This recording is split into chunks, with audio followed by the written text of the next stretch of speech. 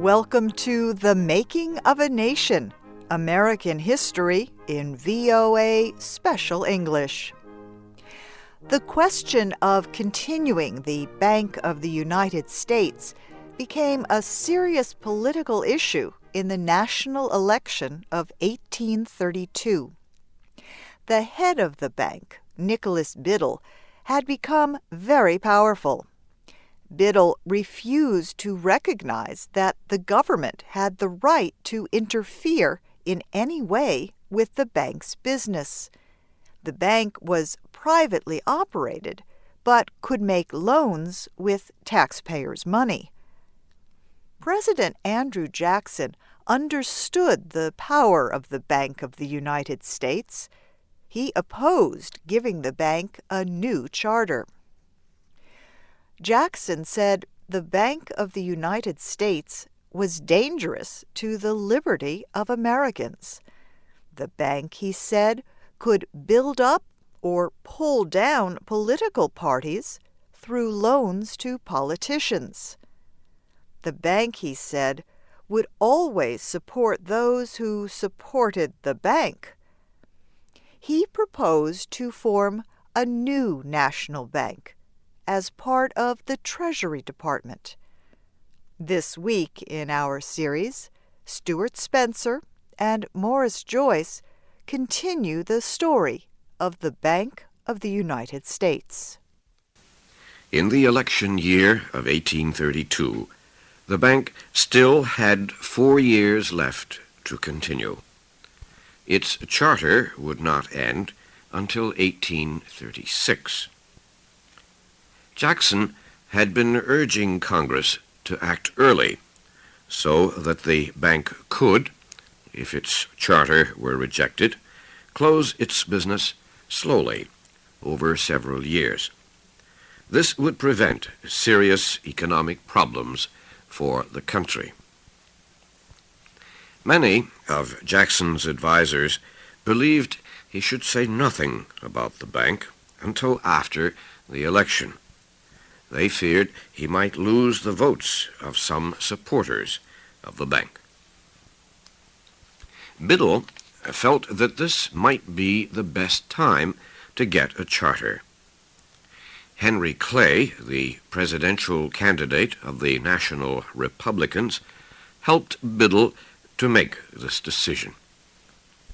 Senator Clay, however, was not thinking of the bank when he gave his advice.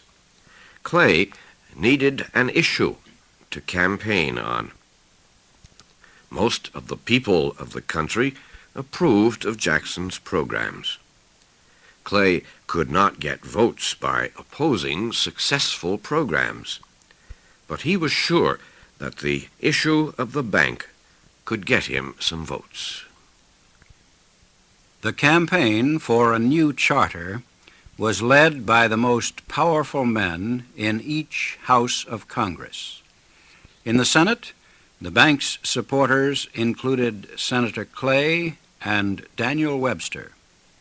Former President John Quincy Adams, now a congressman, led the bank's struggle in the House.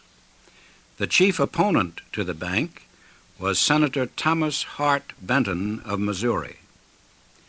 "I object to the renewal of the charter," he told the Senate, "because the bank is too great and powerful to be permitted in a government of free and equal laws. I also object because the bank makes the rich richer and the poor poorer." In the House, Representative Augustine Clayton of Georgia proposed an investigation of the bank. In a speech written by Senator Benton, Clayton charged that the bank had violated its charter a number of times. The bank's supporters were afraid to vote down the proposed investigation. It would be almost the same thing as saying that the charges were true. The investigation was approved, and a special committee was given 6 weeks to study the charges against the bank. 4 members of the 7-man committee were opponents of the bank. 3, including John Quincy Adams, were friendly. As expected, opponents of the bank found the charges to be true, and the bank's supporters found them all to be false. The majority report told of easy loans made to congressmen and newspapermen. It said a New York newspaper that had opposed the bank began supporting it after receiving a secret $15,000 loan.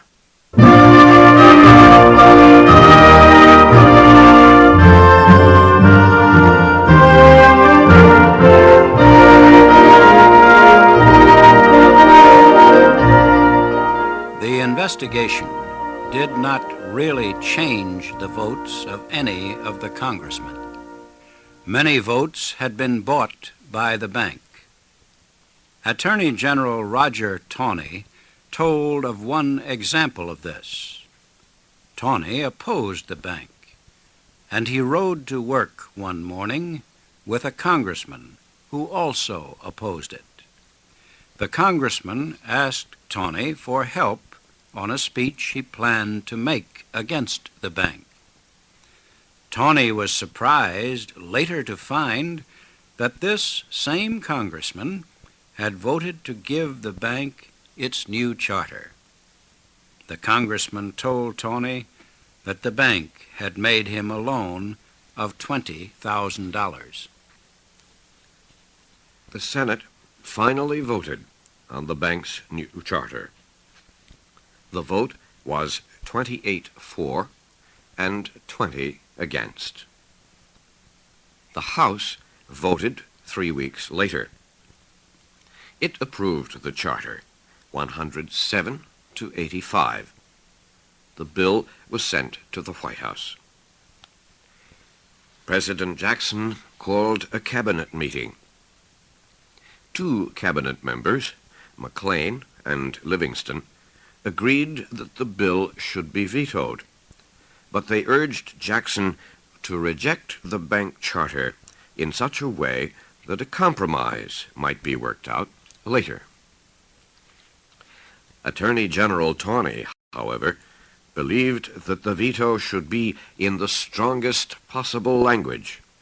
He opposed any compromise that would continue the bank beyond 1836. Jackson agreed with Taney. He asked the Attorney General and 2 White House advisers to help him write the veto message. They worked on the message for 3 days.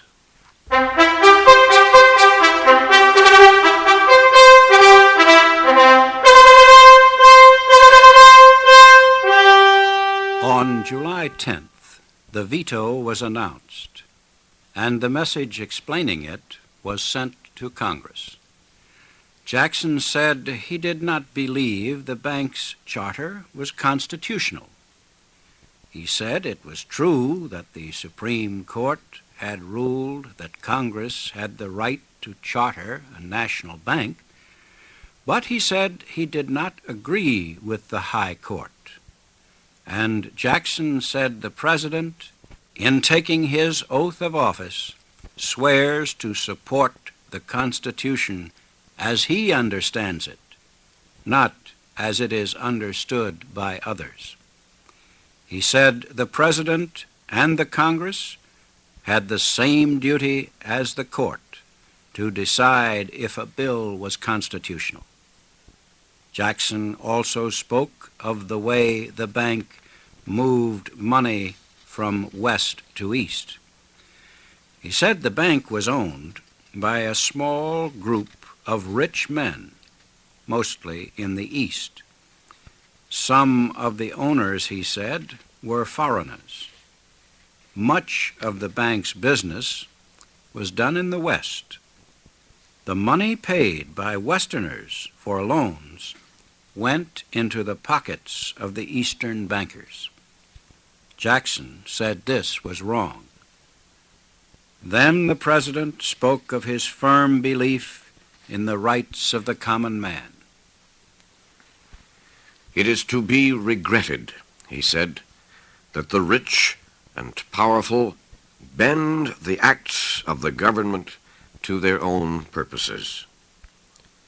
Differences among men will always exist under every just government. Equality of ability, or education, or of wealth cannot be produced by human institutions. Every man has the equal right of protection under the laws. But when these laws are used to make the rich richer and the powerful more powerful, then the more humble members of our society have a right to complain of injustice."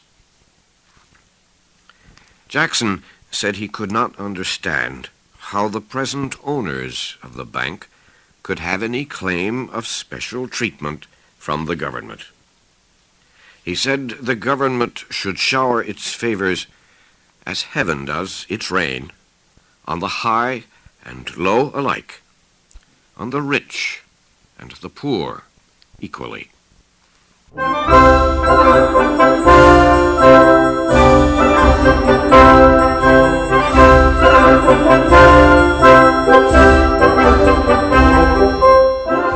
Henry Clay had made the bank bill the chief issue of the 1832 presidential election campaign.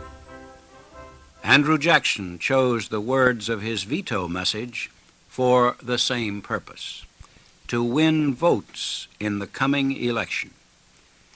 His veto of the bank bill cost him the votes of men of money, but it brought him the votes of the common man, the farmer, the laborer, and industrial worker. After his first 2 years as president, Andrew Jackson was not sure he wished to serve a second term. Jackson was not sure his health would permit him to complete a full 8 years in the White House. But he wished to be a candidate again in 1832, to give the people a chance to show they approved of his programs. Jackson decided that he would campaign again for president, but if he won, he would resign after the first or second year and leave the job to his vice president.